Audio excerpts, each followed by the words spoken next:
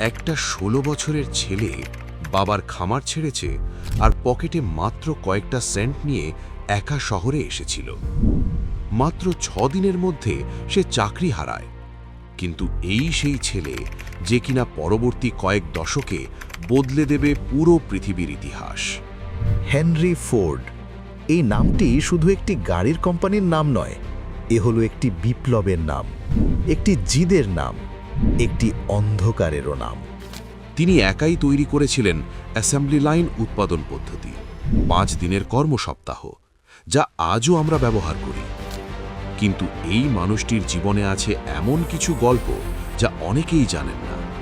ব্রাজিলের জঙ্গলে একটি আমেরিকান শহর তৈরির স্বপ্ন, আবার সেই স্বপ্নের ভয়াবহ পরিণতি, আর সবচেয়ে অন্ধকার সত্য, কেন হিটলার নিজের অফিসে রেখেছিলেন হেনরি ফোর্ডের ছবি। এটি শুধু সাফল্যের গল্প নয়, এটি ব্যর্থতা, জেদ, ক্ষমতা আর বিশ্বাসঘাতকতারও গল্প।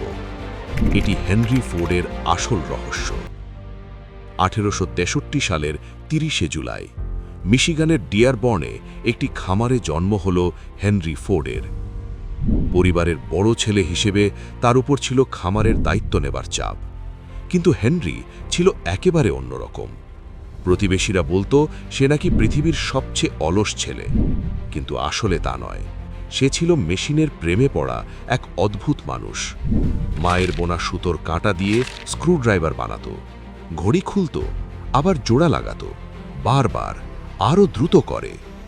১৩ বছর বয়সে বাবা তাকে দিলেন একটি পকেট ঘড়ি। হেনরি সেটি খুলে ফেলল, বারবার জোড়া লাগালো। এত দ্রুত হাত চলত যে শহরের লোক তাকে দিত ঘড়ি মেরামতের কাজ। সেই বছরই জীবনের সবচেয়ে বড় ধাক্কা, মা মারা গেলেন। হেনরি বলেছিলেন, মা ছাড়া খামার যেন মেইন স্প্রিং ছাড়া ঘড়ির মতো। ১৩ বছরেই সে দেখল একটি ঘোড়াবিহীন যান, বাষ্পচালিত ট্র্যাক্টর। চোখ আটকে গেল। মনে মনে শপথ করল, একদিন নিজেই বানাবো এমন একটি যান। ১৬ বছরের সব ছেড়ে চলে গেলেন ডেট্রয়েটে। ৬ দিনের মাথায় চাকরি গেল, একা, নিঃস্ব। কিন্তু এরপর এলো সুযোগ। এডিসন ইলুমিনেটিং কোম্পানিতে মেকানিকের চাকরি। থমাস এডিসন ছিলেন তার নায়ক। সেখানে কাজ করতে করতে তিনি শিখলেন গ্যাসোলিন ইঞ্জিনের সব রহস্য। এত দ্রুত এগিয়ে গেলেন যে হলেন চিফ ইঞ্জিনিয়ার, বেতন দ্বিগুণ, আর সময় মিলল নিজের স্বপ্নের পেছনে ছোটার। ১৯০৩ সালে জন্ম হল ফোর্ড মোটর কোম্পানি। এবার হেনরির লক্ষ্য স্পষ্ট, আমি সাধারণ মানুষের জন্য গাড়ি বানাবো। তখন গাড়ি ছিল শুধু ধনীদের বিলাসিতা। হেনরি সেটা বদলাতে চাইলেন। একদিন শিকাগোর একটি কসাইখানায় গেলেন। দেখলেন গরুর সব কনভেয়ার বেল্টে এগিয়ে যাচ্ছে, আর প্রতিটি শ্রমিক একটি নির্দিষ্ট কাজ করছে, দ্রুত, একটানা। এই দৃশ্যই বদলে দিল পৃথিবীর ইতিহাস। হেনরি তার কারখানায় চালু করলেন অ্যাসেম্বলি লাইন পদ্ধতি। কার্যকারিতা বাড়ল ৫০০%। একটি গাড়ি বানাতে আগে লাগত ২.৫ দিন, এখন লাগে মাত্র ৯০ মিনিট। ১৯০৮ সালে এলো মডেল টি, সাশ্রয়ী, টেকসই, সহজে চালানো যায়। সবকিছু একরকম যন্ত্রাংশ, সবগুলো কালো রঙের। ১৯১৪ সালে আমেরিকার রাস্তায় প্রতি ২টি গাড়ির একটি ছিল ফোর্ড। ১,৫০,০০,০০০ মডেলটি বিক্রি হয়েছিল। কিন্তু অ্যাসেম্বলি লাইনের একটা বড় সমস্যা ছিল। যেসব শ্রমিক একসময় পুরো গাড়ি হাতে তৈরি করতেন, তারা এখন দিনের পর দিন একই কাজ করতে করতে অস্থির হয়ে যাচ্ছিলেন। ৩৮০% কর্মী ছেড়ে যাচ্ছিলেন প্রতি বছর।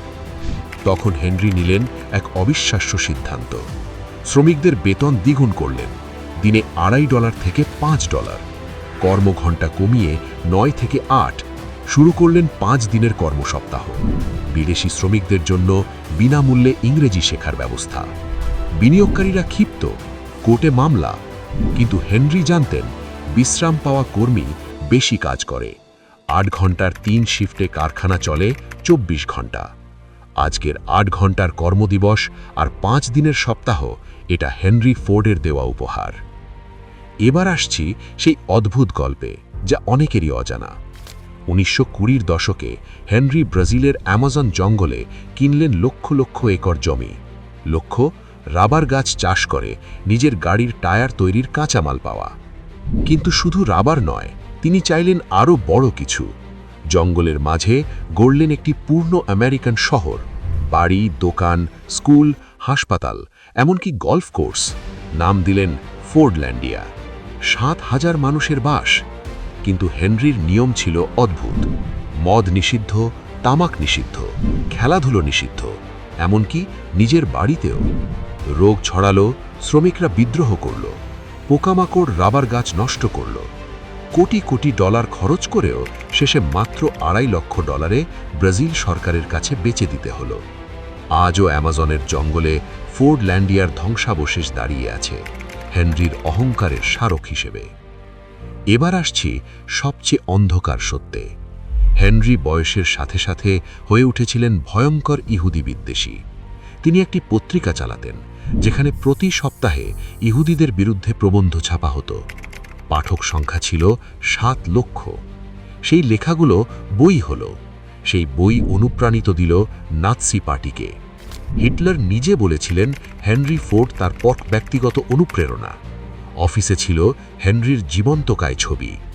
1938 সালে নাৎসি পার্টি হেনরিকে দিল জার্মানির সর্বোচ্চ বিদেশি পদক, grand cross of the German eagle. দ্বিতীয় বিশ্বযুদ্ধের সময় ফোর্ডের জার্মান শাখা নাৎসিদের জন্য গাড়ি বানাত। এমনকি কনসেন্ট্রেশন ক্যাম্পের বন্দীদের দাস শ্রম ব্যবহার করা হয়েছিল বলে রিপোর্ট আছে। 2001 সালে ফোর্ড মোটর কোম্পানিকে দিতে হয়েছিল $500 কোটি ক্ষতিপূরণ। হেনরি ফোর্ড 1947 সালে 83 বছর বয়সে মারা যান। নাতি কোম্পানি সামলালেন। আজ ফোর্ড মোটর কোম্পানির মূল্য $50 বিলিয়ন বেশি। 2023 সালে আমেরিকা সরকার ইলেকট্রিক গাড়ি তৈরি করার জন্য দিয়েছে $9.2 বিলিয়ন ঋণ। একটি খামারের ছেলে থেকে পৃথিবী বদলে দেওয়া উদ্যোক্তা হেনরি ফোর্ড একাধারে ছিলেন প্রতিভাবান, নিষ্ঠুর, উদ্ভাবক এবং বিপজ্জনক। আমাদের মনে করিয়ে দেয়, মানুষ কখনো সম্পূর্ণ ভালো বা সম্পূর্ণ মন্দ নয়। আর ইতিহাসকে সম্পূর্ণভাবে জানতে হলে শুধু সাফল্যের গল্প নয়, অন্ধকারটাও দেখতে হয়।